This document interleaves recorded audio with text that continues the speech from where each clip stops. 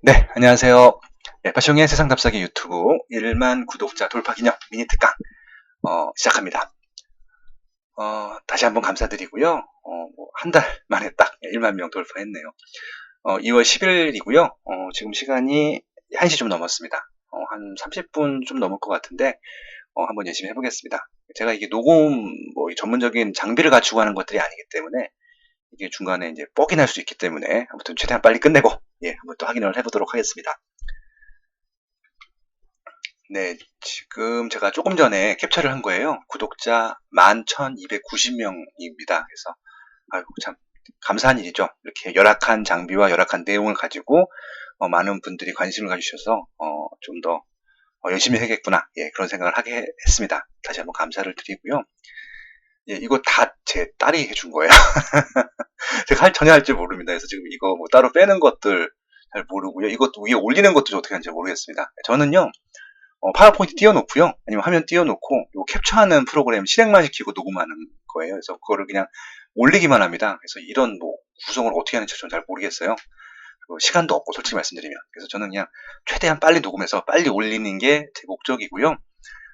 좀 이게 녹음 이렇게 질이라든지 좀 내용이라든지 화면 구성이라든지 조금 불편하셔도 그냥 뭐 짧은 영상이니까 그냥 그렇구나 정도만 보시면 좋을 것 같고요. 좀 전문적이고 좀 체계적인 내용들은 좀 제 블로그라든지 아니면 좀 다른 매체를 통해서 좀 확인해 보시면 좋을 것 같습니다. 네, 우선 다시 한번 감사드리고요. 네, 그럼 지금 시작하겠습니다. 부동산이라고 하면요, 대한민국에서는 애증의 존재다. 그렇게 좀 말씀드리고 싶어요. 왜냐하면은 저를 통해 한번 확인해 보시면 좋겠지만 부동산은요, 얘기를 하는 순간 그냥 욕을 먹습니다. 너무 신기해요. 그러니까 부동산 하시는 분들끼리도 욕을 하고요. 심지어는 부동산을 안 하시는 분들 같은 경우는 아예 욕을 하시는 존재가 되는 것들이죠. 그래서 애증의 존재라는 표현을 써봤고요. 올라도 욕을 먹고, 내려도 욕을 합니다.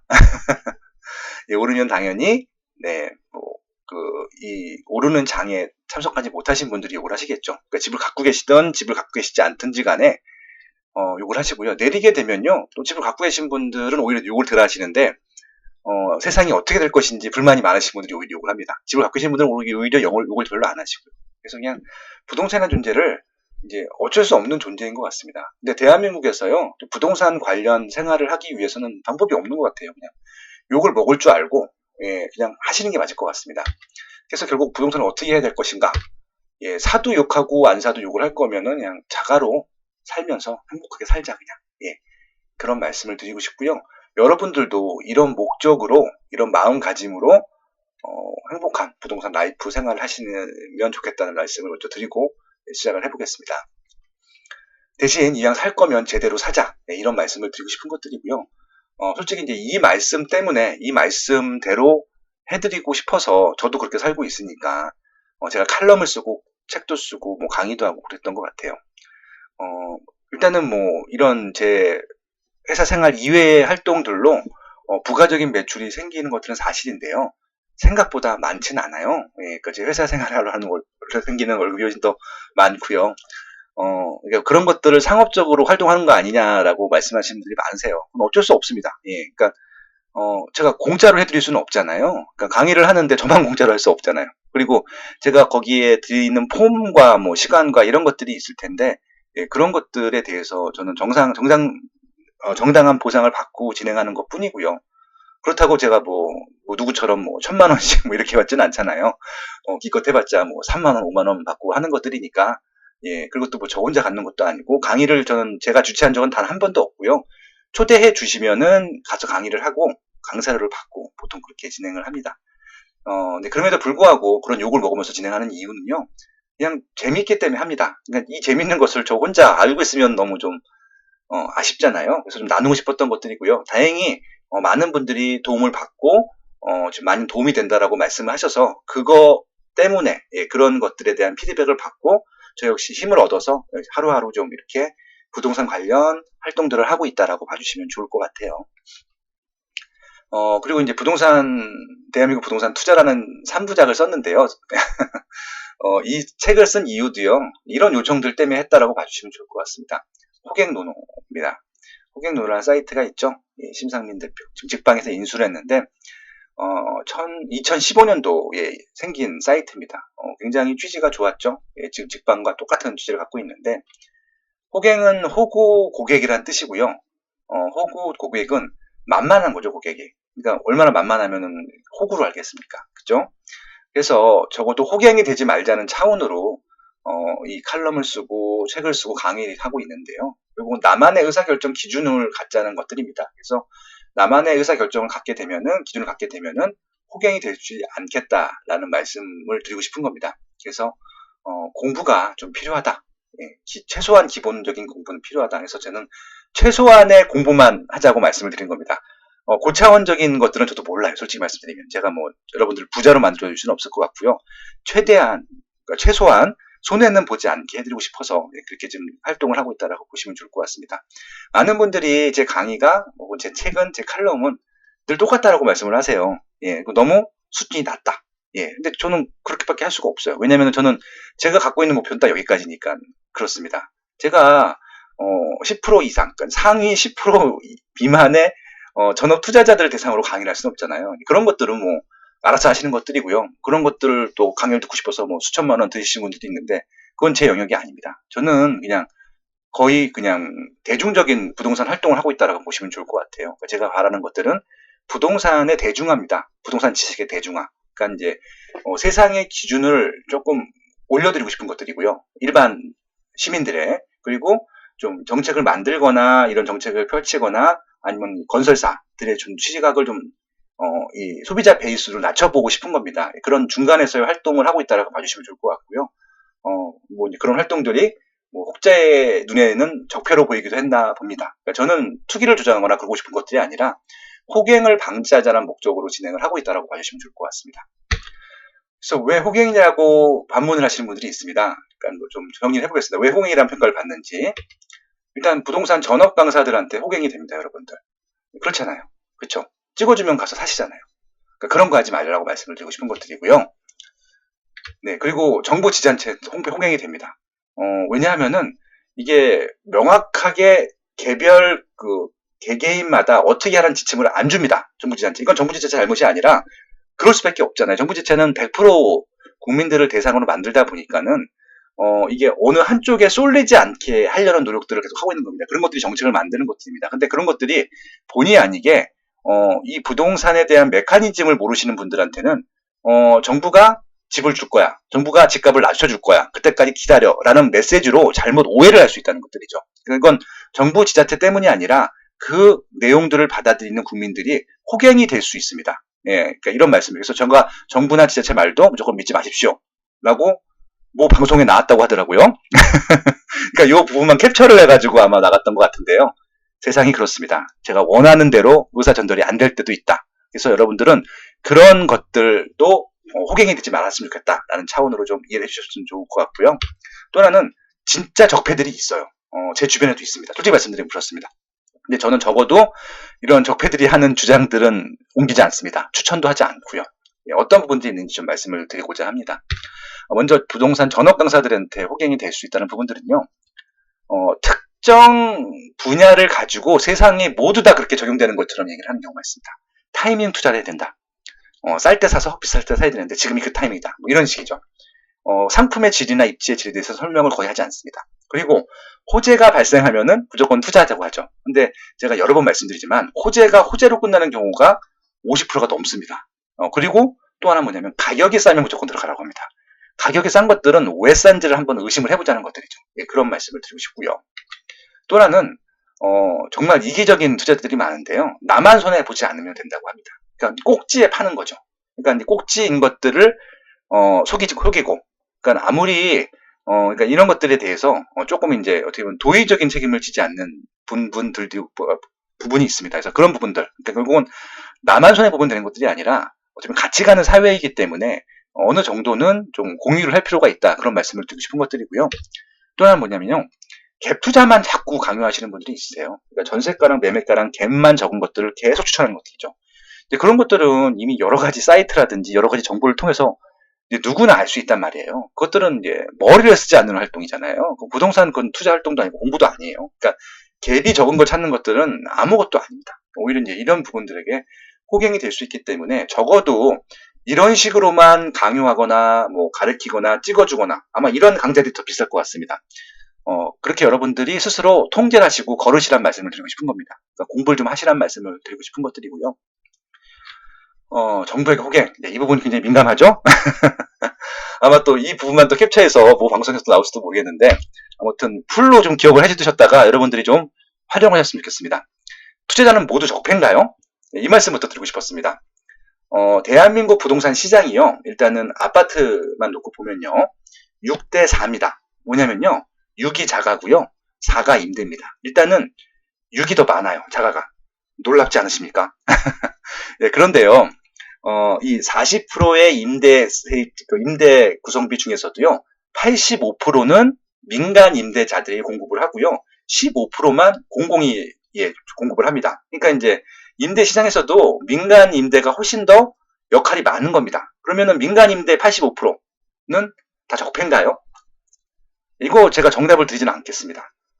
제가 이렇게 한번 말씀을 드리고 오겠습니다. 만약에 그 85%의 민간 임대자들이 다 집을 내놓는다고 치자고요. 그럼 그 정부에서 다 인수해 줄 수 있나요? 운영하실 수 있나요? 그게 안 된다라고 하면은 저는 같이 가는 게 맞다라고 봅니다. 어떻게든지 간에 합리적인 수준으로 이런 민간 임대 활동들이 제대로 되는 정책들이 나오는 건 맞을 것 같고요. 무조건 적폐로 보는 정책들은 저는 도의적으로도 맞지 않다라고 봅니다. 예, 이 말씀을 드리고 싶었던 거였고요. 그리고 서울은 계속 끝이라는 말씀을 너무 올랐다는 말씀을 드리고 최근에도 서울에 있는 속도절 때문에 많은 또 이런 개발을 해야 되는 현장들도 순서가 밀리고 있습니다. 근데 이렇게 되면 될수록요. 서울은 나중에 폭등을 할 가능성이 높아요. 몇 번 경험을 했잖아요. 그러니까 이게 인플레이션 거의 전후로 따라가야지 그냥 가만히 있다가는 폭등을 하는 것들이거든요. 그러니까 2017년도, 18년도 그러니까 문재인 정부 들어서 서울 집값이 폭등을 했습니다.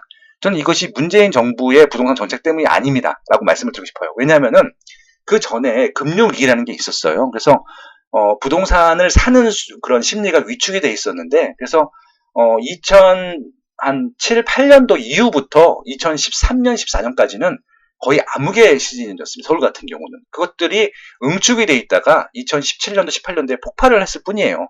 정책의 결과도 아니고요. 누구 잘못이 아닙니다. 투기꾼들의 조장도 아니고요. 서울 같은 시장은요. 투기꾼들이 올릴 수 있는 시장이 아닙니다. 금액이 너무 많이 들어가고요. 그런 투자를 할 수 있는 사람들은 사업 규모, 그러니까 건설사들이나 오히려 정부에서 가능한 일이지 일개 개인들이 모여서 그런 시장들을 만들 수 없습니다. 그래서 수요랑 공급 문제를 분명히 보셔야 될 것 같고요. 제일 좋은 것은 집값이 오르고 수요가 많은 지역에 집값이 올라가는 것들은 어쩔 수 없이 막을 수가 없거든요. 그래서 그런 것들을 인플레이션 수준으로만 유지하는 것들이 정부의 목적인 것 같고요. 그렇게 좀 이해해 주시면 좋을 것 같습니다. 여러분들도 그러니까 무조건 집값이 더 폭락할 때까지는 기다리지 마시고요. 원하는 주택이 있으면 실거주 같은 경우는 적당한 시기에 적당한 타이밍에 준비가 되면은 바로 구매하시는 게 맞다는 말씀을 드리고 싶은 거죠. 그래서 결국은 어떻게 하라는 메시지를 안 주세요. 그러니까 이게 답답한 거죠. 결국은 국민 스스로 개개인이 자기 집은 자기가 결정해야 된다는 말씀을 드리고 싶은 겁니다. 그래서 제가 정부 말을 믿지 말라는 것은요. 정부가 나쁘다는 얘기를 하고 싶은 게 아니에요. 정부가 여러분들 집을 만들어주지 않는다는 말씀을 드리고 싶은 거예요. 그러니까 여러분들 집들은 자가든 임대든 여러분 스스로 결정을 하시기 바랍니다. 그래서 이 결정하실 때 제대로 된 조금이라도 손해를 보지 않는 결정을 하자는 말씀을 계속 반복해서 드리고 있는 겁니다. 그리고 진짜 적폐들이 있다고 말씀드렸죠. 수요 없는 거 사라고 자꾸 추천을 합니다. 예. 그러니까 본인들이 팔 타이밍이 됐겠죠. 그런 경우 많죠. 특히 지방에 가격이 절대 안 오르는 지역들이 있습니다. 아직도 지방 가면요. 평당 200짜리, 300짜리도 있고요. 심지어 100만 원짜리도 있습니다. 그런 것들이 가끔 오릅니다. 언제 오를 것 같으세요? 네. 투자자들이 들어갔을 때 오릅니다. 그리고 예, 추천을 하죠. 그러면 거기 투자자들이 더 유입이 되잖아요. 그럼 뒤에 있는 후발 투자자들 같은 경우는 물립니다. 그렇죠? 그리고 수요가 없는 것들을 추천하는 것들이죠. 제가 다시 설명을 드리지만 수요층들은 실수요가 있고 투자 수요가 있습니다. 섞여 있는데 실수요가 바탕이 되지 않는 투자 수요 같은 경우는 의미가 없어요. 가격을 올리는 효과가 없다는 말씀을 드리고 싶은 겁니다. 인플레이션만큼도 안 올라요. 그런 지역들은. 그러니까 언제 오르냐? 투자자들이 들어갈 때만 오른다는 것들이죠. 그래서 수요가 있는지 없는지를 확인하는 것들이 부동산 매수의 가장 중요한 키입니다. 제가 대한민국 부동산 투자 3부작을 썼지만 4권을 썼죠. 거기에 일관되게 흐르는 정서가 바로 수요 추정입니다. 그래서 수요 추정만큼은 여러분들 스스로 인사이트를 꼭 좀 키우시는 노력을 하셨으면 좋을 것 같고요. 제 강의에서도 여러 번 설명드렸고요. 지금도 사열 아파트가 있다.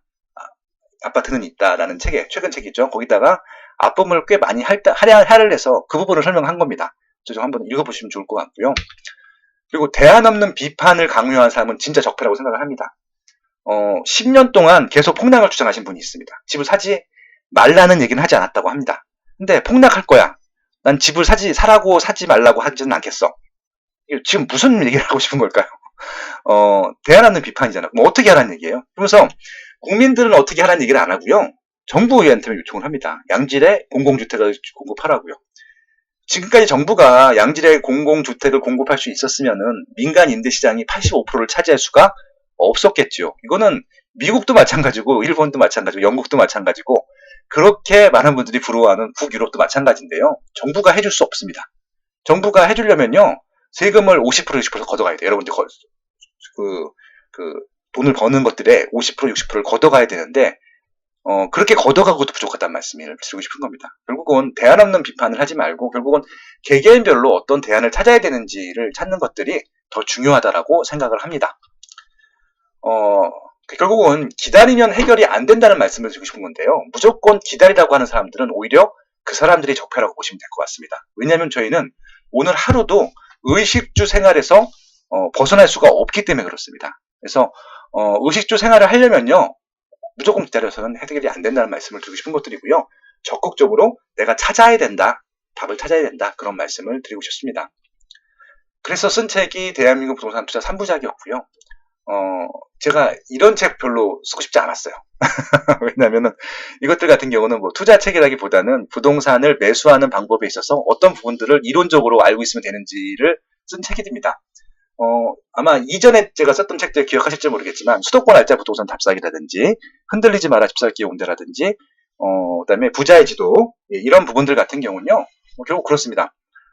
저는 그냥 부동산 에세이를 쓰고 싶었던 겁니다. 그 입지가 갖고 있는 가치들, 살고 있는 사람들의 모습들, 그리고 어떤 마인드를 가져야 되는지 이런 얘기를 쓰고 싶었는데 그런 책을 쓰다 보니까 많은 분들이 그래서 어떻게 하란 말이냐라는 질문들을 많이 하셨습니다. 그래서 썼던 책이 대한민국 부동산 투자였었는데 이 책이 대박이 그냥 났죠. 2017년도 예스24 선정 경영경제의 도서였으니까 그러니까 이 책이요 그 전에 나왔던 세 개 책을 다 합친 것만큼 판매가 됐어요. 그러니까 이제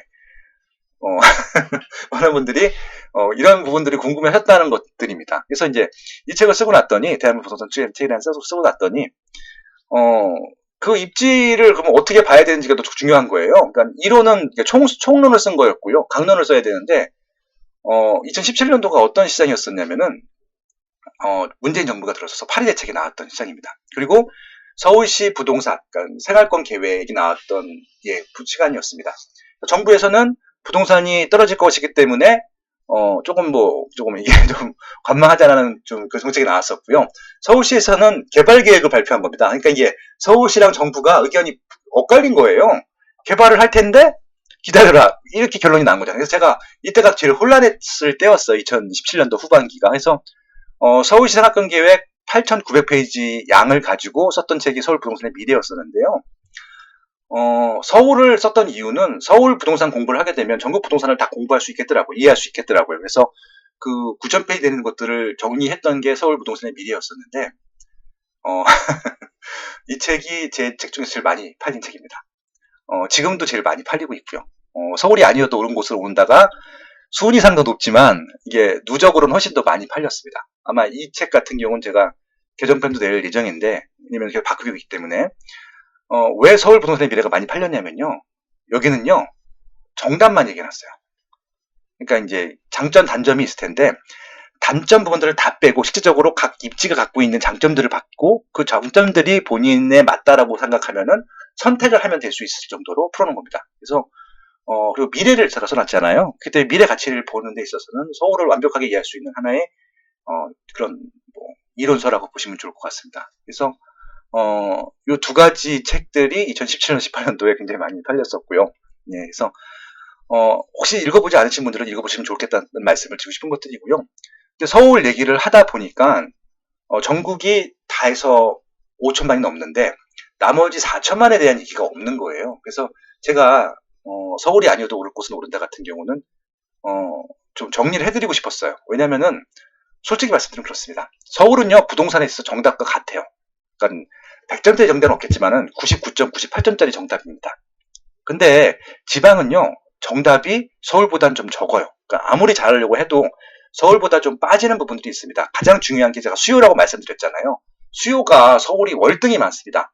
4천만이 있고 여기 1천만이잖아요. 1천만의 수요가 훨씬 더 많아요. 예, 그런 말씀 드리고 싶습니다.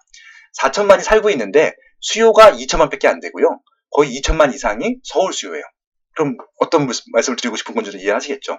그래서 나머지 2천만의 수요를 가지고 지방을 그러니까 비서울 지역이죠. 비서울 지역을 이해하다 보니까 책이 좀 필요했고요. 책을 쓰다 보니까 양이 너무 많은 거예요. 그래서 다 썼더니 한 800페이지가 넘겠더라고요. 거의 1000페이지 가까운 양이 나와서 일단은 반을 먼저 냈습니다. 제일 중요한 부분, 총론 부분을 냈던 게 서울이 아니어도 올 곳은 오른다였고요. 이번에 나온 책이 그 뒷부분이라고 보시면 좋을 것 같습니다. 결국은 비서울 얘기는 두 권으로 나왔다는 말씀을 드리고 싶은 것들이고요. 그렇죠. 그건 이 서울이 아니어도 올 곳은 오른다. 출간될 때 이미 말씀드렸습니다. 곧 나올 거라고. 원래 작년에 나왔어야 되는데 여러 가지 사정에 의해서 좀 밀렸습니다. 그래서 지금 나왔던 것들이고요. 지금 책들도 많이 사랑해 주셔서 감사하다는 말씀을 드리고 싶습니다. 결국은 대한민국 부동산 투자 3부작이라고 말씀드릴 수 있을 것 같고요. 책은 4권이지만 3부작이라고 좀 말씀을 드리고 싶어요. 이 책의 주제는 부동산 호갱 방지 3부작입니다. 그렇게 좀 이해해 주시면 좋을 것 같고요. 네. 그래서 일단 목차를 좀 꼼꼼히 봐주시면 좋을 것 같아요. 기본적인 이론 같은 경우는 입지가 제일 중요하다고 말씀드렸잖아요. 입지 분석을 꿰뚫는 4가지 핵심 가치를 썼고요. 혹시 이제 이 부분에 대해서 해설이 좀 필요하신 분들 같은 경우는 제가 팟빵에다가 특강을 좀 녹음을 해놨습니다. 그 팟빵 대표님께서 김동희 대표님께서 부탁을 하셔가지고 특강을 만들어놨고요. 굉장히 저렴한 비용으로 이 특강 내용을 들을 수 있게 말씀을 드렸었는데요. 그러니까 이 대한민국 부동산 투자의 1번, 2번 그리고 이제 3번 정도를 가지고 5강을 만들었다고 보시면 좋을 것 같습니다. 한번 들어보시면 좋을 것 같고요. 아무튼 요 부분들 일단은 제 블로그에도 충분히 설명을 했었고요. 강의에서 여러 번 설명했기 때문에 제 블로그를 꾸준히 봐오신 분들 같은 경우는 충분히 이해를 하실 수 있을 겁니다. 책만 봐도 정리가 되실 것 같으니까요. 한번 쭉 읽어보시면 좋을 것 같고요. 지금 빠시오의 세상 답사기 팟캐스트도 진행하는데 거의 이 내용을 벗어나지 않습니다. 지금 많은 분들이 특히 부동산 관련된 이런 전문가분들이 나와서 얘기를 하시는데요. 적어도 이 책에서 나온 얘기들 이상을 해주시는 경우는 못 봤습니다. 그러니까 여기 다 있는 내용들을 현재 시장에서 말씀해 주시는 것들이기 때문에 같이 보신다고 하면 시너지가 날 것 같고요. 제 책이라서가 아니라 부동산 시장을 이렇게 분석하고 정리한 책은 없습니다. 예, 왜냐하면 저는 책을 쓰는 원칙이 있습니다. 제가 읽고 싶은 책을 쓰기 때문에 그렇습니다. 그래서 한번 읽어보시면 좋을 것 같고요. 특히 1장, 2장은 꼭 읽어보시기 바라고요. 그리고 이제 아까 말씀드린 대로 서울 부동산의 미래가 나왔습니다. 서울시 생활권 계획을 갖고 썼는데요. 물론 이제 거기 나와 있는 내용뿐만이 아니라 제 인사이트를 덧붙였죠. 그래서 결국은 서울이 대한민국 부동산 중심이 되기까지, 정답이 되기까지의 과정들을 정리해놨고요. 지금 어떤 부분들이 그렇게 됐는지. 그러니까 이제 서울의 성장 가능성을 보게 되면은 향후의 방향성까지 보이는 것들이잖아요. 그 방향성들을 동부권, 서남권, 서부권, 동남권, 도심권 다 써놨습니다. 그래서 어떻게 갈 것인지를 썼기 때문에 한 번씩 봐주시면 좋을 것 같고요. 주제가 결국 이거였습니다. 서울에 집 한 채는 꼭 마련했으면 좋겠습니다. 라고 썼기 때문에 이건 제 솔직한 코멘트였습니다. 그리고 이제 그때 파리 대책이 나왔었는데 파리 대책에 대한 제 의견도 썼고요. 그래서 활용하자라고 썼습니다. 그것들을. 근데 이제 공교롭게도 이제 이 책이 나온 다음에 폭등을 했죠. 서울시 집값이. 근데 제 잘못은 아니었다고 제가 다시 한번 말씀을 드리고 싶은 것들, 변명을 하는 것이 아니라 그 전 9년 동안 오르지 않은 것들이 한꺼번에 폭발했다고 봅니다. 그러니까 지금 만약에 계속 오르지 않고 지속된다 보면 나중에 또 확 올라갈 타이밍이 올 수 있다는 것들입니다. 서울은 그럴 만한 가치가 있는 곳이기 때문에 그렇습니다. 서울 수요를 줄이기 전까지는 그런 에너지를 줄일 수가 없기 때문에 그렇습니다. 예, 그런 부분 말씀드리고 싶었고요. 특히 5장, 6장 같은 경우는요, 한번 꼼꼼히 읽어보세요. 어떤 책에서도 나오지 않는 인사이트가 들어갈 겁니다. 그리고 작년에 예스14 종합 1등을 했던 책이죠. 예, 서울이 아니어도 오를 곳은 오른다 였었고요. 2018년도 예스14 선정 경영경제 후보였었죠. 이 책도 굉장히 공들여 썼는데 워낙 양이 많아요. 그러니까 서울을 제외하고 광역지자체가 16개잖아요. 16개 광역지자체를 쓰다 보니까 일단은 총론을 쓸 수밖에 없었고요. 이 총론에 대한 결과물이 결국은 이번에 나왔던 지금도 사야할 아파트는 있다라는 것들이죠. 그래서 일단은 각 비지역, 비서울이라고 저희가 표현했는데 비서울 지역 부동산을 이해하는 키들을 좀 다 설명을 해놨습니다. 한번 쭉 읽어보시면 좋을 것 같고요. 계속 제가 이 책을 내놓은 이후에도 좀 많이 바뀌었는데 제가 말씀드린 틀 이상 벗어나진 않았습니다. 그 안에서 움직이고 있으니까 어떻게 갈 것인지를 한번 봐주시면 좋을 것 같아요. 그래서 이제 입지별 공략 포인트까지 말씀드렸는데 이거는 투자 포인트가 아니라 실거주 포인트로 말씀드렸던 거였습니다. 근데 이 책이 나온 다음에 광주 봉선동이 많이 올랐죠.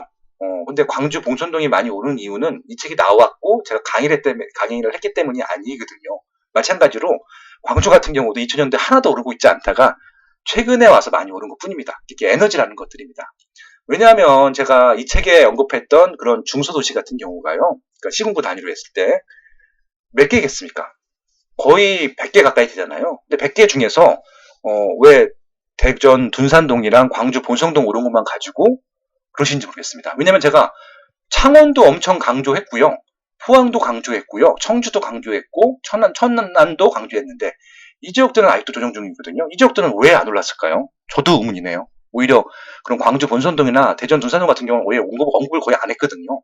그러니까 그런 부분들은 제가 강의 를 통해서도 말씀을 드렸는데 그 강의에 참석하신 그 두 번이나 드셨던 그 방송의 PD님도 강의를 들으셨거든요. 예, 그래서 좀 그랬습니다. 솔직히 많이 서운했습니다. 그 PD님한테. 예, 그렇습니다. 예, 그래서 요 3부장에 나왔던 말씀을 드렸었던 거였고요. 그리고 이제 이번에 나왔던 책이 지금도 사야 할 아파트는 있답니다. 결국은 이 세 가지 책을 좀 결론을 짓고 싶었는데요. 뭐였냐면은 결국 프리미엄을 이해해야 된다는 것들이 제 이론의 아마 가장 큰 이제 주제라고 보시면 좋을 것 같습니다. 지금 가치도 중요하지만 미래 가치를 추정하기 위해서는 프리미엄이 있는 것들을 선택해야 된다는 것들이고요. 프리미엄은 지금 있을 수도 있고요. 과거에 더 높아질 수도 있고 양쪽을 다 챙겨야 된다는 말씀을 드리고 싶었던 겁니다. 그래서 그런 부분들을 정리했고요. 좀 구체적인 게 없으면 여러분들이 불안해하세요. 그래서 이번 책 같은 경우는 구체적인 입지와 아파트까지 다 소개를 했습니다. 그 아파트를 사자는 것들이 아니라 적어도 이런 이론들에 적합한 아파트는 이 정도 수준이어야 된다는 것들이고요. 향후에 집을 선택할 때는 이 정도 수준의 아파트를 고르자는 차원으로 썼던 것들입니다. 결국은 이 책에 지금 지도랑 리스트들이 많이 나오는데요. 요 세 가지 이론을 보는 것도 중요하지만은 결과물을 확인하는 것들이 결국은 모든 부동산 공부의 결론이라고 생각을 하고 있거든요. 그래서 반드시 여기 나온 아파트 리스트에 있는 지역들은 제 관심 지역이라고 하면은 꼭 현장에 가보셨으면 좋겠습니다. 확인하시고요. 나머지 아파트들에 대한 결론들은 여러분들이 스스로 정리를 해보시면 좋을 것 같고요. 저는 블로그 하시는 거 추천드리거든요. 한번 블로그를 한번 꾸준히 정리해 보시기 바랍니다. 그렇게 되면 나중에 여러분들이 그게 뭐 10년 쌓이면, 혹시 5년 쌓이면 여러분들도 파쇼용이 될 수 있는 거잖아요. 예. 적폐가 되지 말아야 돼요. 적폐가 되라는 말씀을 드리고 싶은 것이 아니라 스스로 인사이트를 가지고 남들한테 설명할 수 있을 정도는 된다는 말씀을 드리고 싶은 것들이고요. 저는 이렇게 해서 부동산 건설사들한테도 설명을 하고 있고요. 국토교통부 사무관님들, 정책을 만드신 사무관님들한테 설명을 했었고요. LH공사 박사님들하고는 다 친합니다. 예. 그분들하고 저하고 적이 아니에요. 제가 적폐가 아니란 말씀이고 동업자란 말씀을 드리고 싶었던 것들이고요. 근데 동업자한테 그렇게 공격을 할 리가 없잖아요. 그러니까 이건 전 언론을 가장한 헌의 뭐 이제 그런 분들의 오해였다고 생각을 합니다. 예, 그렇게 좀 이해해 주시면 좋을 것 같고요. 그래서 저는 이제 그 규제랑 대폭락의 경고, 아까 이제 그러니까 일관적인 규제 정책과 대폭락 같은 경우는 사람들을 호객으로 만들 수 있다고 말씀드렸잖아요. 그것보다는 내 집 마련을 하자. 그러니까 자가 비율을 높이자라고 하는 것들이 제 부동산 대중화 활동의 하나의 캠페인 주제라고 보시면 좋을 것 같습니다. 그러니까 집 한 채가 있으면요, 그다음부터는 걱정을 덜 해요. 오르던 내리던 걱정을 덜 합니다. 그러니까 집이 있어도요, 집값이 빠져도 걱정부터 안 합니다. 그러니까 무리한 대출을 받아서 사지 않으신 경우 같은 경우는 큰 걱정을 하지 않는다는 말씀을 드리고 싶은 겁니다. 그래서 꼭 요 책까지 읽어보시고 현장 가셔갖고 한번 보셨으면 좋겠어요. 제가 바라는 그겁니다. 그래서 한번 쭉 읽어보세요. 일단은 목차를 읽어보시고, 특히 이제 요 일부의 프리미엄을 정리한 부분들은요, 제가 굉장히 공들여 썼습니다. 그러니까 이전 책에 있는 세 가지 책들에 관통하는 내용들을 정리한 거고 핵심입니다. 그래서 이제 앞에 있는 세 책을 읽어보신 분들 같은 경우는 똑같은 내용 아니냐라고 말씀하실 수 있는데요. 그만큼 여러분들의 수준이 올라온 겁니다. 그분들은요, 빠시용의 세상 답사기에서 하산하셔도 됩니다. 그러니까 이제 저는 상위 10%를 위해서 책을 쓰고 있다고 말씀드리지 않았잖아요. 여기 보면은 부동산에 처음 이제 들어오시는 분들, 그러니까 80%, 90%를 대상으로 글을 쓰고 있고 활동을 하고 있다고 보시면 좋을 것 같습니다. 제가 강의 가서요, 제일 먼저 확인하는 게 뭡니까? 제 강의 처음 들어보신 분 손 들어보세요. 저를 처음 보신 분 손 들어보세요. 라고 합니다. 그게 왜 질문을 하는 거라고 생각을 하셨습니까? 저는 통계 전문가잖아요. 통계 확인하는 거예요. 그러니까 이제, 왜냐면은 강의를 가게 되면요, 거의 90%가 다 처음 들으시는 분들이세요. 계속 시장에 유입이 되고 있는 것들이잖아요. 그러니까 과거에는요, 제가 부동산 공부를 한참 했던 2000년도 중반 같은 경우는 40대, 50대만 하셨어요. 솔직히 말씀드리면 그렇습니다. 점점 연령층들이 내려갑니다. 30대 분들이 아마 지금 가장 큰 대다수일 것 같고요. 지금 20대 분들도 공부를 하시고 계시고요. 또 위로도 상승을 했습니다. 60대, 70대, 심지어는 80대 분들도 공부를 하신단 말이에요. 그러니까 계속 시장에 새로운 분들이 유입되시는데 제가 계속 어려운 얘기만 할 수가 없어요. 그러니까 저는 항상 새로운 얘기 하기보다는 기초를 다지는, 기본을 다지는 것들을 현재 시장에 맞춰서 말씀드릴 수 있는 것들입니다. 그래서 만약에 제가 드리는 말씀에 대해서 다 아는 얘기만 한다라고 말씀하시는 분들은요, 제 강의나 제 칼럼을 보실 필요가 없어요. 책도 마찬가지고요. 여러분들 스스로 하나씩 이론을 정립해 가시면 됩니다. 저는요, 계속 앞으로도 똑같은 활동을 할 거고요. 지금 진입하시는 분들 포함해서 80%, 90%를 대상으로만 할 겁니다. 상위 10%는 제가 할 수 있는 영역도 아니고요. 저는 투자자도 아니라고 분명히 말씀을 드렸습니다. 네, 그렇게 이해해 주시면 좋을 것 같습니다. 여기까지가 제가 지금 활동하고 있는 것들에 대한 총평이었었고요. 마지막으로 이제 전국적인 부동산 흐름하고요. 우리가 어떻게 공부해야 되는지까지 말씀드리고 오늘 특강은 마치도록 하겠습니다. 장기 10년, 중기 5년, 단기 3년. 이건 일단 머리에 두시기 바랍니다. 왜냐면은 이것들에 따라서 전략이 달라지기 때문에 그렇습니다. 일단 장기 10년은요. 장기는 10년 정도 보면요. 말도 안 되는 입지, 말도 안 되는 상품이 아니면 대부분 오른다는 말씀을 드리고 싶은 것들이고요. 그래서 저는 부동산은 무조건 장기 투자해야 된다는 말씀을 드린 이유가 이렇습니다. 실패할 가능성이 거의 없어요. 예, 욕심만 부리지 않는다고 하면은. 그리고 중기는 5년이라고 말씀드린데요. 중기는 오를 수도 있고 내려갈 수도 있습니다. 중요한 건 뭐냐면요. 중기적으로 투자를 하셔야 되는 분들이 있으세요. 그런 분들 같은 경우는요.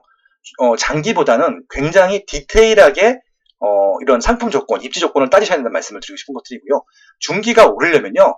호재가 구체적으로 실현되는 단계에서만 오릅니다. 결국은 호재가 호재로 끝난 것이 아니라 실질적으로 발현되는 단계의 직전까지 간 것들을 매수를 하셔야 된다는 말씀을 드리고 싶은 것들이고요. 좀 다르죠. 그리고 단기는 3년 미만인데요. 이거는 신의 영역이라고 말씀을 드리는데 그렇지는 않고요. 이건 타이밍을 보셔야 됩니다. 이거 주식 투자하시는 분들처럼 하셔야 된다는 말씀을 드리고 싶은 겁니다. 제가 반대하는 투자법이죠. 부동산은 3년으로 하게 되면요. 세입자들한테도 좀 무리를 줄 수밖에 없을 것 같고요. 사시는 분들, 매도자, 매수자가 다 무리를 할 수밖에 없고요. 시장을 괴란시킬 수도 있습니다. 그러니까 이런 부분들은 제가 지양하자고 말씀드립니다. 이렇게 말씀드렸습니다. 늘 강의에서도. 그러니까 저는 단기 투기 수요, 단기 투자를 하지 말자라고 늘 말씀드리는 사람이고요. 오히려 그런 것들을 싫어한다고 말씀을 드리는데 제가 왜 대한민국 부동산 투기 세력의 수괴가 돼야 되는지 저도 잘 모르겠습니다. 이런 말씀 드리면은 적폐가 되는 건가요? 네, 아무튼 그렇습니다. 단기 투자하지 마시고요. 최소한 중기, 장기를 보시고 리스크가 낮은 거 하시기 바랍니다.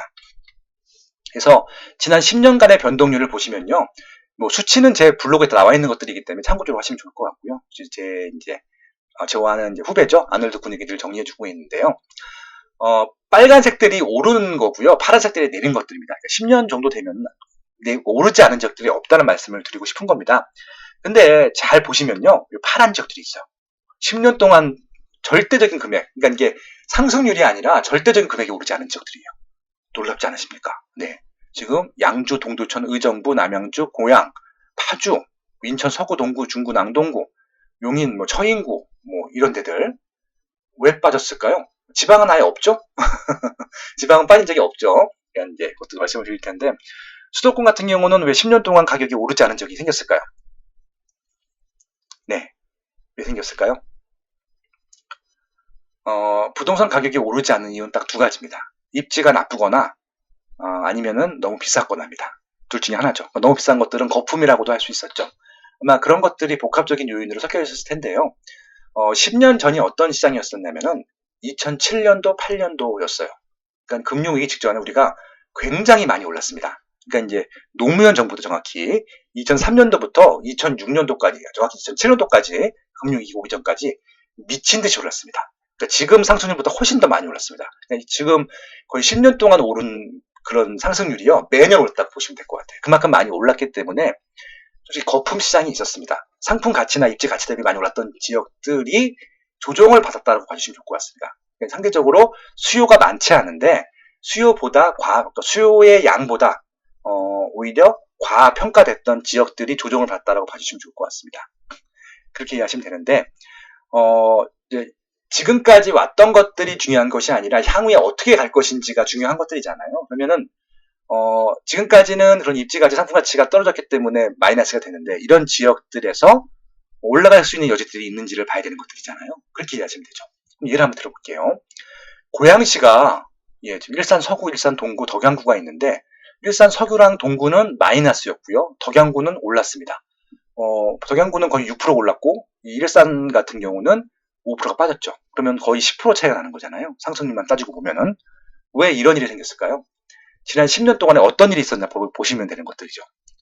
일산은요, 90년대 초반에 입주를 해서 지금까지 새 아파트가 집단적으로 들어간 경우가 없어요.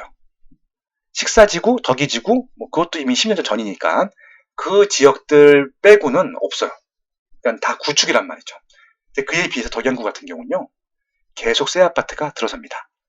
행신동의 서정마을이라든지, 삼성 신도시라든지, 그 다음에 지축지구, 덕은지구, 원흥지구, 맞죠? 향동지구, 그다음에 원당, 능곡, 앞으로 들어올 지역도 많고요.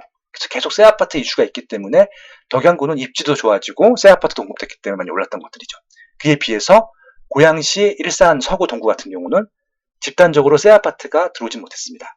지금 입지 조건만 따지고 보면요, 일산이 덕양구보다 월등히 좋습니다.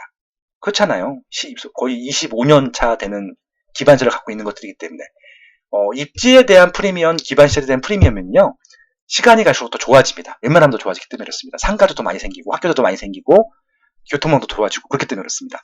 근데 그렇다고 하면은, 일산 서구와 동구는 앞으로도 이렇게 빠질 것이냐, 한번 따져보셔야 되죠. 지금 일산에서 가장 필요한 게 뭘까요? 솔직히 제일 필요한 건 일자리입니다. 그럼 일자리를 좀 개발해 주셨으면 좋겠습니다. 일산 지역에 있는 지자체 장님들이나, 국회의원 분들은요, 일산 지역에 일자리를 유치하기 위해서 가장 노력을 하셔야 될 것 같고요. 그 다음 필요한 것이 기반시설은 좋기 때문에 새 아파트를 좀 많이 공급해 주는 것들입니다. 지금 킨텍스 주변에 8개 단지가 들어오고 있고요.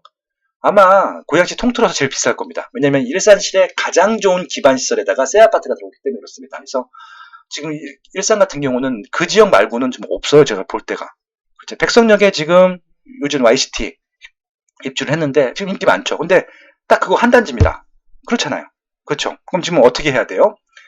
리모델링이든 재건축이든 그런 것들을 자꾸 새 아파트로 바꿔주는 계획들이 있어야 되는데 그런 것들이 없어요.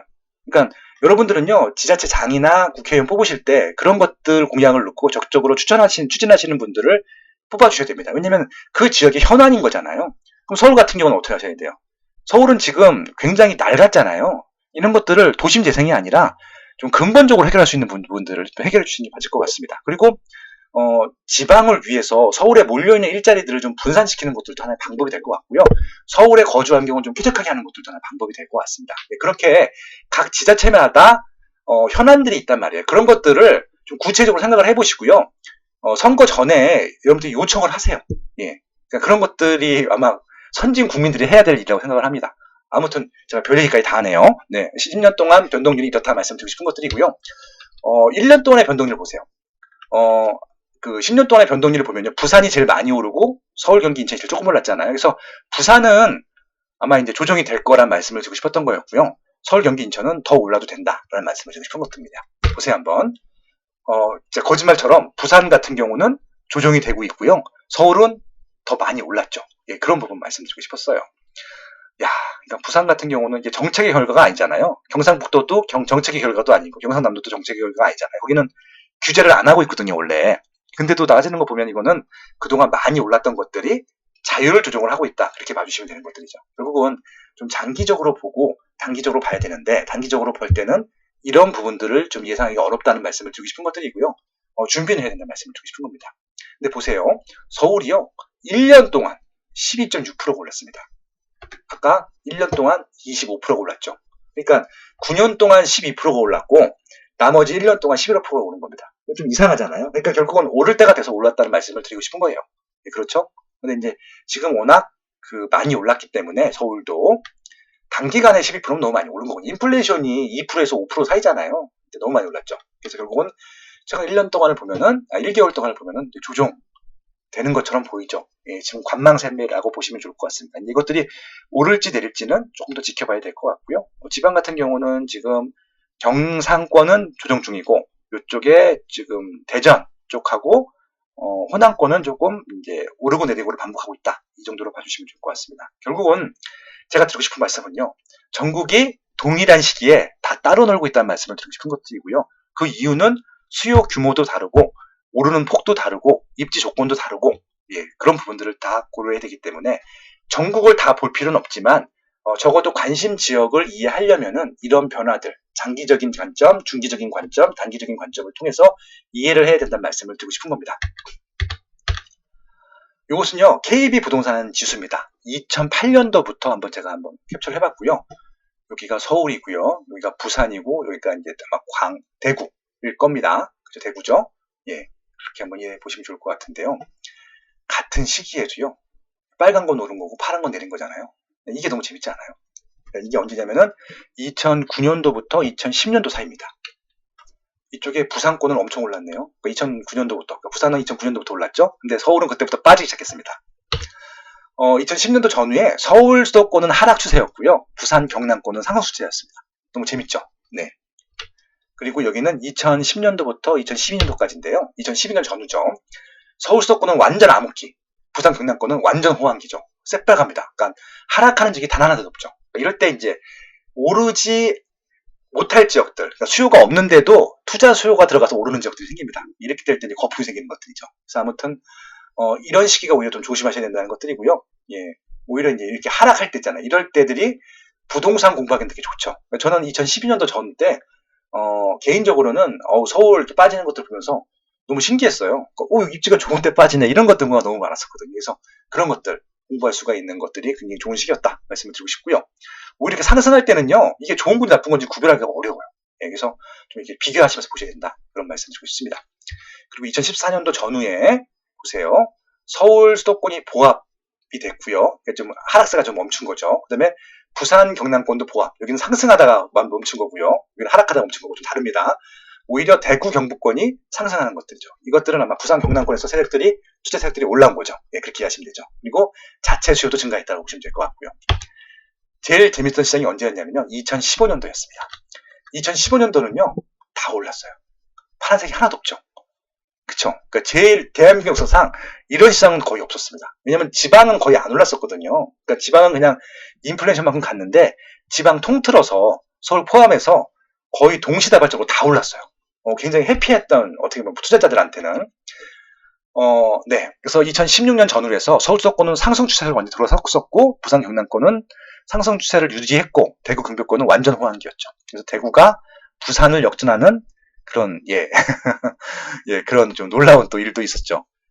이게 규모면으로요 대구가 부산을 역전하면 안 돼요. 그러니까 어느 정도 이제 그럼 부산이 더 올라갈 수밖에 없는 것들이죠.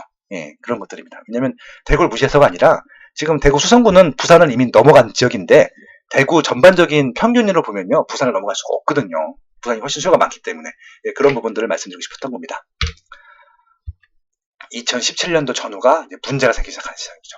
그러니까 서울 수도권은 막 폭등을 하고 있었고요. 부산 경남권은 이미 하락 추세였습니다. 그러니까 이제 그때 6.19 대책이라든지 8.2 대책이 나왔을 때 부산을 조정적 대상을 지정할 때 전 좀 되게 뜨아했어요. 왜냐면은 이미 조정에 들어갔었던 지역인데 왜 조정을 조정적으로 선정했을까 그런 생각이 들었었거든요. 대구 경북권도 조정 국면이었었는데 대구 같은 경우는 살짝 상승의 기미가 있었죠. 재건주택 개발이 좀 남아있었기 때문에. 그래서 오히려 지정을 하려고 했다고 하면은 이 부산이 아니라 대구 수성구를 했어야 되는데 그때 저는 이제 부동산 전문가로서는 조금 뜨아했던 아마 8.2 대책 그런 지정이었었습니다. 아무튼 이때 서울이 폭등을 했다는 것들을 말씀드리고 싶었었고요. 이제 지금이죠. 놀랍게도요. 2018년도 11월 달을 기점으로 서울이 멈춥니다. 그러니까 이때까지 성장했던 게 1년 동안 13%. 너무 많이 올랐죠. 인플레이션이 한 3배, 4배가 올랐으니까. 부산은 계속 조정. 그다음에 뭐 부산, 대구라든지 뭐 인천이라든지 이런 지역들은 이제 또 보합세 이렇게 들어갔죠. 결국은 2018년도는 서울은 극호황기였고 부산 경남권은 조정기였고 대구 경북권은 보합 국면이었다. 예, 그런 말씀 드리고 싶습니다. 이 말씀을 왜 드리고 있는지 아시죠? 다 다릅니다. 그 말씀 드리고 싶은 겁니다. 결국은 이제 이해를 하실 때요. 전국 부동산 시세를 좀 더 머리에 두시고 이해해 주시면 좋을 것 같아요. 왜냐하면은 1,000만 원짜리 시장이 다르고 2,000만 원짜리 시장이 다르고 3,000만 원짜리 시장이 다르기 때문에 그렇습니다. 그래서 지방 같은 경우는요. 파악하기가 쉬운 게 아직도 대부분 지역들은 1,000만 원을 넘지가 않았습니다. 1,000만 원이 넘지 않은 지역들은 단순합니다. 아직도 양의 시장이거든요. 그러니까 수요보다 공급이 적으면 올라가고요. 공급보다 수요가 많으면 내려갑니다. 그게 이제 부산, 그러니까 지방의 논리인데 문제는 수요가 많지 않기 때문에 공급들을 많이 하지 않아요. 그래서 이제 도심 지역, 중심지 지역의 새 아파트 같은 경우는 수요가 늘 있고요. 이쪽 택지개발지구 같은 경우는 수요가 없기 때문에 외부에서 들어오지 않으면은 수요가 성장하지 않는다라는 원칙들을 갖고 이 결과를 가주시면 좋을 것 같습니다. 근데 문제는 뭐냐면은 서울이죠, 서울. 서울은요, 그런 부동산의 기본 논리, 수요 공급 논리가 맞지가 않아요. 이게 왜 그러냐면은 부동성, 부증성 때문에 그렇습니다. 서울에 한 입지를 더 늘릴 수도 없고 옮길 수도 없잖아요. 이미 수요는 계속 증가하는데 서울에 대한 수요는 입지가 한정이 되어 있기 때문에 서울 수요를 분산을 해줍니다. 그것들이 바로 경기도랑 인천인 것이죠. 일부 지방도 있고요. 그러니까 이 17개 지자체의 수요 중에는요. 서울 수요가 분산돼서 간 지역이 되게 많아요. 세종시도 마찬가지잖아요. 그러니까 결국은 서울시가 수요가 공급 대비 많다. 맞죠? 근데 수요 대비 공급이 많다. 이거는 무조건 틀릴 수밖에 없는 게 그럼 전국에서 다시 회귀를 할 겁니다. 무슨 말씀 드리는지 아시겠죠? 그래서 서울은 수요 공급 논리가 아니라 어떤 상품들이 더 좋고 더 고급스럽냐 이거 갖고 따지셔야 될 시간 타이밍이 온 거예요. 그러니까 서울의 모든 지역이 아니라 서울에 인기 있는 지역들은 그렇습니다. 그래서 결국은 서울은 2002년도부터 평당 1,000만 원이 넘었던 시장이잖아요. 지금 아직도 안 넘었다고 말씀드렸죠. 시장이 달라요. 그러니까 서울을 제외한 나머지 지역과 서울은요 거의 20년 격차가 지금 벌어지고 있습니다. 시세가 아니라 부동산을 인식하는 인식 자체가 그렇습니다. 서울은요 이제 싼 것들은 안 사요. 비싼 것만 삽니다. 예, 그렇게 이해하시면 될 것 같고요.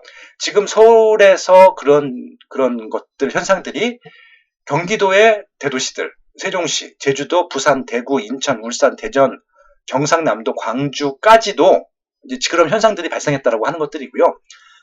분명히 단기간에 폭등을 했던 시장들이 있잖아요. 그런 것들은 그럴 만한 여력이 있기 때문이기도 있지만 그런 상품들이 나온 거일 수도 있거든요. 그래서 결국은 폭등했던 시장들도 한번 보셔야 돼요. 그러니까 조정이 되겠지만 조정 다음에 다시 올라갈 수 있는지를 따져봐야 되는데 그런 지역들, 올라갈 수 있는 지역들은 서울과 같은 수요층들이 있는 지역들은 올라간다는 말씀을 드리고 싶은 겁니다.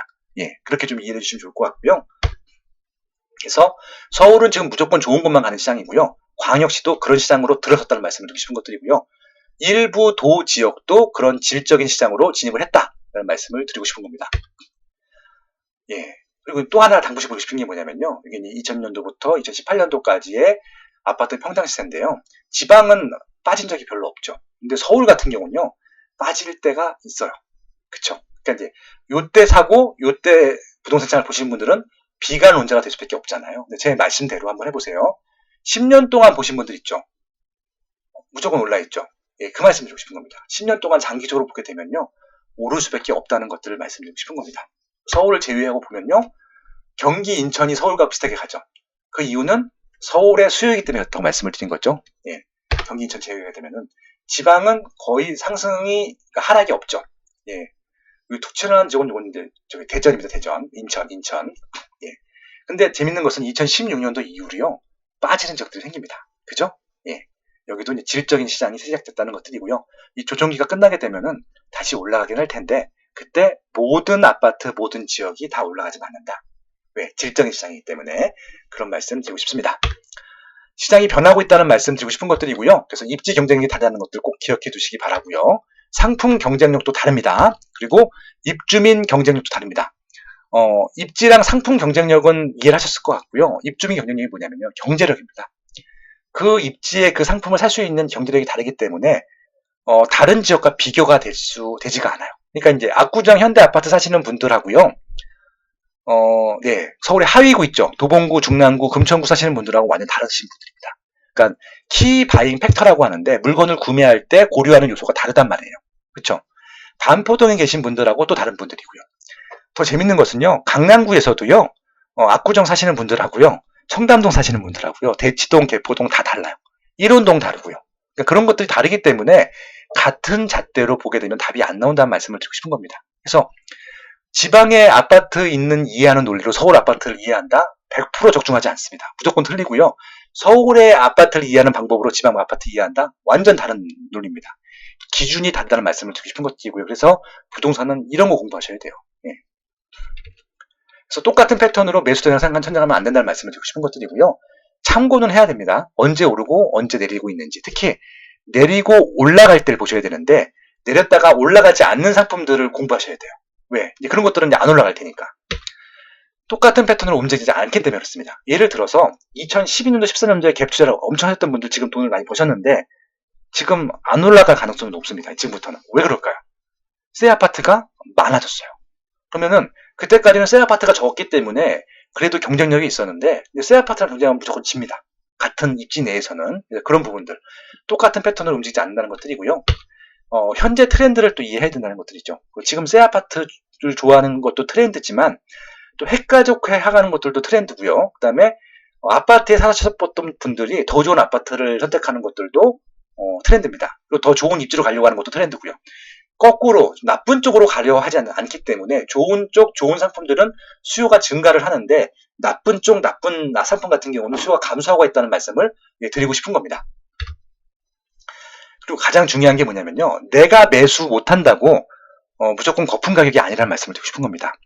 아크로 리버파크가 작년에 34평짜리가 31억에 거래가 됐습니다. 그러니까 30평대 초반이 30억이 넘은 최초의 사례였죠. 그쵸? 예.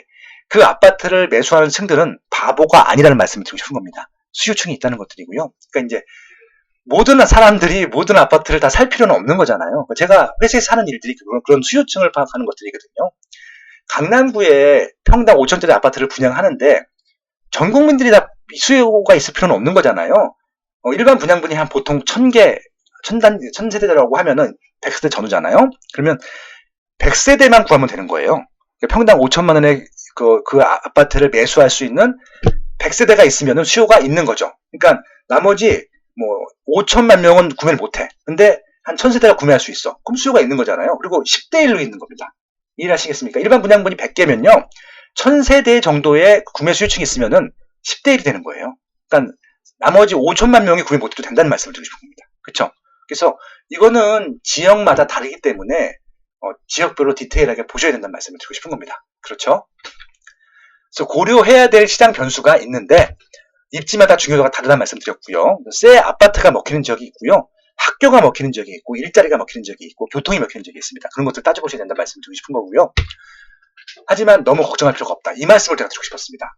우리가 압구정 현대 아파트에 못 들어갈 뿐이죠. 강남구에 있는 아파트 중에 살 수 있는 거 꽤 많아요. 아직도 강남구에는요. 평당 1000만 원짜리 아파트가 있고요. 1000만 원짜리 미만도 있습니다. 근데 그런 것들은 강남구의 실거주 입장으로 들어가실 분들한테는 괜찮은 아파트가 될 수 있죠. 대신 가격은 오르지 않을 수 있습니다. 근데 강남이라는 인프라를 누릴 수 있는 분들한테는 괜찮은 것들이죠. 하지만 시세가 올라가는 것들을 바란다고 하시면요. 강남구보다도 다른 지역이 훨씬 더 많아요. 그러니까 상승률로 따지게 되면요. 입지 가치가 좋아지고 상품 가치가 좋아지는 지역들 많잖아요. 그런 지역들을 선택하면 되는 거니까 선택의 폭이 많다는 것들이고요. 그래서 제가 서울이 아니어도 올 곳은 오른다라는 책을 썼고요. 지금도 사야 할 아파트는 있다를 쓴 겁니다. 걱정할 필요 없다는 말씀을 드리고 싶은 거고요. 장기적이면 웬만하면 된다는 말씀을 제가 보여드렸죠. 증명을 해드렸죠. 그렇게 좀 봐주시면 좋을 것 같습니다. 서울은 평균이 2600 정도죠. 2600이기 때문에 우리가 굳이 다 이렇게 비싼 서울에 들어갈 필요가 없다는 것들이고요. 서울에 들어가실 분들도요. 우리가 강남구 평당 4800, 5000 하는데 굳이 강남구 선택할 필요는 없습니다. 다만 이 밑에 지역들보다는 윗지역에 수요가 많기 때문에 가능한 한 조금 더 좋은 지역을 선택하는 것들도 하나의 미래 가치를 좀 유지하는 방법이 될 수 있다라는 말씀을 드리고 싶은 겁니다. 그렇다고 제가 전라남도나 도봉구를 투자하지 말라는 얘기가 아닙니다. 이런 지역들도 새 아파트라고 하면요 무조건 수요는 있습니다. 그렇게 이해하시면 되죠. 경기도도 마찬가지고요. 부산, 대구, 연수구, 그러니까 인천 다 마찬가지입니다. 되도록이면 이 좋은 지역을 목표로 하되 이 끝에 지역들도 방법이 있다는 것들이고요. 그런 방법들은 그 입지에서 그 입지에 필요한 수요층들이 바라는 상품들이라고 하면은 수요가 있다는 것들을 잊지 마시기 바랍니다. 그렇죠? 아마 대부분 다 새 아파트, 입지 좋은 곳의 새 아파트가 되겠죠. 예, 그런 말씀 드리고 싶고요. 예, 이렇게 해서 제가 오늘 미니 특강은 간단히 정리를 해봤는데요. 이런 얘기들을 가지고 좀 더 구체적으로 풀 거예요. 제가 지금 이제 대한민국 부동산 투자를 가지고 특강을 만들었고요. 제 유튜브를 통해서는 이제 지금도 사야할 아파트는 있다 가지고 좀 풀 겁니다. 그래서 좀 책을 좀 봐주시면 더 좋을 것 같고요. 결론을 좀 줘보겠습니다. 2017년도, 18년도 상승장은요. 정부 잘못도 아니고 시장 잘못도 아니고 빠숑 잘못도 아니고 시장이 그동안 오르지 않은 것들이 한꺼번에 다 몰린 것뿐입니다. 근데 지금부터는요 많이 올랐기 때문에 오르는 것은 오를 거고 내리는 것은 내릴 거고 지역장으로 변화가 될 겁니다.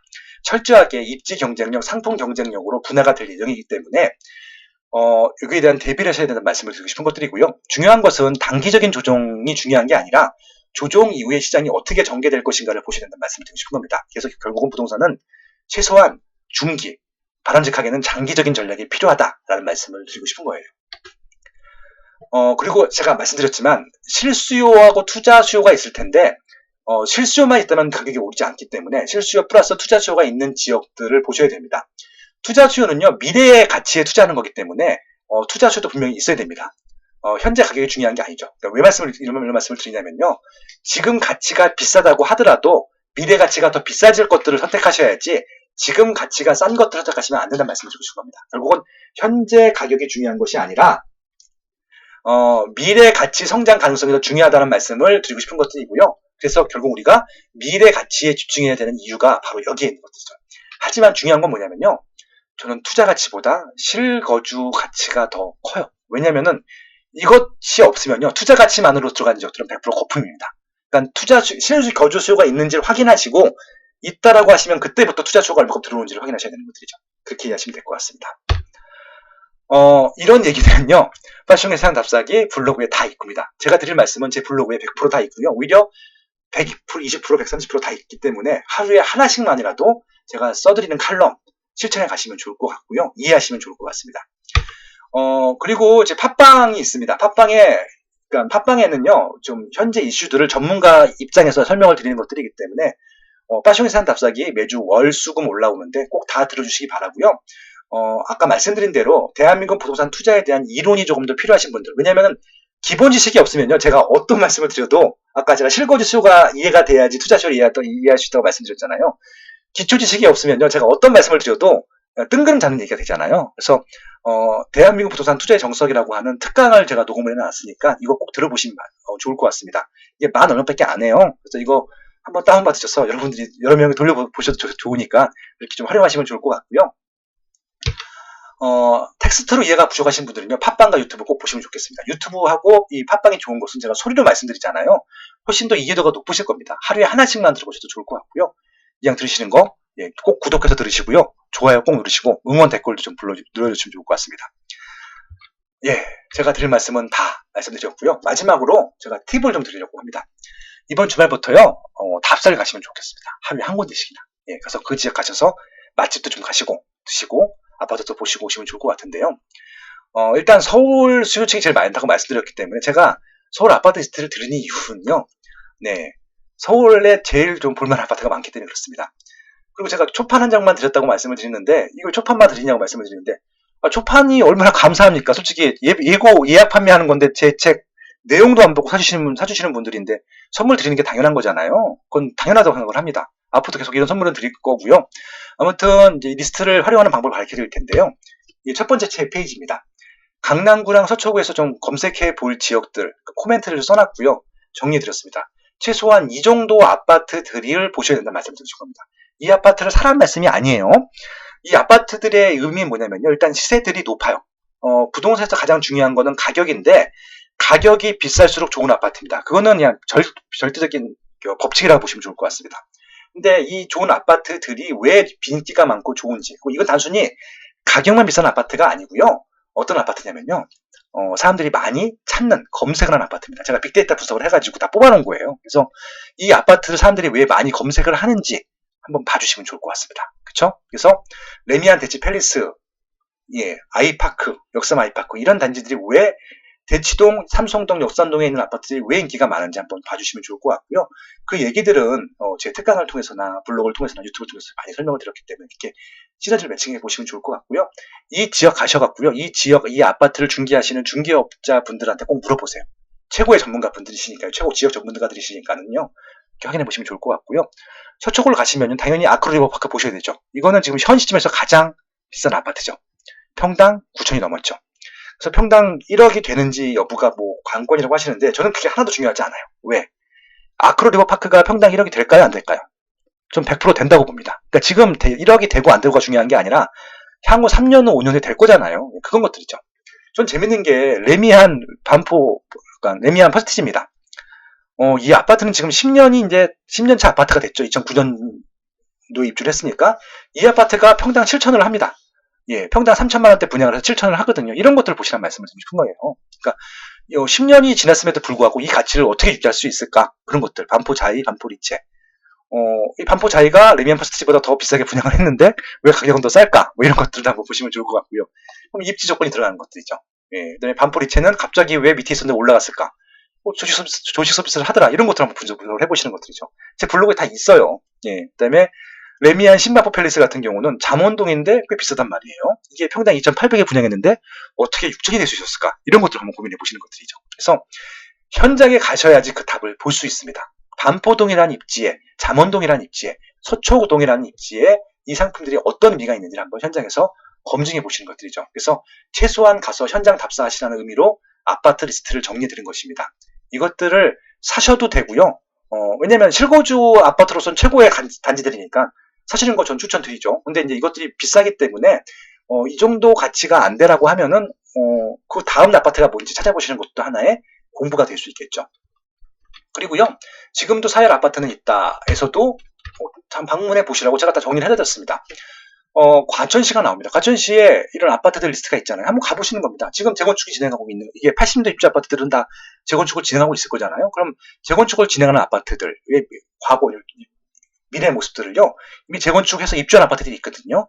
제가 개인적으로 좋아하는 레미안 에코팰리스라든지, 레미안 슈르라든지, 이런 단지들 지금 입주를 했잖아요. 그래서 이런 아파트들이 아마 이제 지금 재건축을 한 아파트들의 미래가 되겠죠. 더 업그레이드 될 테니까. 그렇게 비교해 보시라는 것들이고요. 그래서, 이 정도를 하니까 지금 평당 3천이 되는구나, 4천이 되는구나. 그럼 이것들이 지금 재건축을 하게 되면 최소한 이거 이상 되겠구나. 이렇게 예상을 하시라는 것들이죠. 그래서 각 지역에 가셔서 어떤 포인트를 보셔야 되는지 제가 집어드렸거든요. 근데 많은 분들이 뭐 사진이 너무 많다, 지도만 있다, 리스트만 있다, 이렇게 뭐 비판하시는 분들도 있으시다고 하더라고요. 여기서 제일 중요한 자료는요, 리스트하고 지도예요. 이게 제일 중요한 자료인데 이걸 빼면 여기서 무슨 얘기를 말씀드립니까? 텍스트가 많다고 좋은 자료인가요? 저는 아니라고 보거든요. 그러니까 지금 제가 블로그 운영해 보고 있고 팟캐스트 운영하고 있고 유튜브를 해보잖아요. 유튜브 층이 다르고요. 팟캐스트 층이 다르고요. 이쪽 블로그 층이 다릅니다. 제가 10만 블로그잖아요. 하루에 3만 명이 넘게 들어오시는데 대단한 수치죠. 근데 팟캐스트 같은 경우는 일주일에 몇 분이 들으시는 줄 아세요? 그러니까 다 다른 사람으로요. 20만 정도가 들으세요. 그러니까 누적으로 사게 되면 보통 30만, 40만을 들으시는 것들이기 때문에. 그러니까 수요층이 다르다는 것들이고요. 유튜브는요, 지금 제가 10,000명이 넘었지만은 또 다른 층들입니다. 왜냐면은 댓글을 보거나 반응들을 보면 알잖아요. 층이 다르단 말입니다. 그분들한테 실질적인 얘기를 하는 게 제일 중요한 것들이잖아요. 그러니까 텍스트를 싫어하시는 분들도 많다는 말씀을 드리고 싶은 겁니다. 아마 제를 좋아하시는 분들은 제 칼럼을 좋아하시기 때문에 텍스트를 좋아하셨겠지만 텍스트가 부담스러우신 분들 같은 경우는 지도가 좋은 거고요. 지도가 부담스러우신 분들은 아예 그냥 구체적인 아파트가 좋으신 분들이잖아요. 저는 그런 분들을 위해서 이 책을 쓰고 있는 것들이기 때문에 본인의 취향에 맞지 않는다고 무조건 비판하시기보다는요. 어떻게 하면 활용하실 수 있을까를 좀 고민해 보시면 좋을 것 같아요. 그렇게 이 책들을 활용하신다고 하면은 충분히 가치가 많다라고 봅니다. 예, 오늘 여기까지고요. 네. 대한민국 부동산의 미래는 바로 여러분들의 미래인 거고요. 우리 5천만이 함께 살아가야 될 미래이고 터전입니다. 그렇게 좀 활용해 주시면 좋을 것 같고요. 이제 매일매일 파션의 세상 답사기 블로그, 팟캐스트, 유튜브에서 뵙겠습니다. 오늘 감사했습니다. 고맙습니다.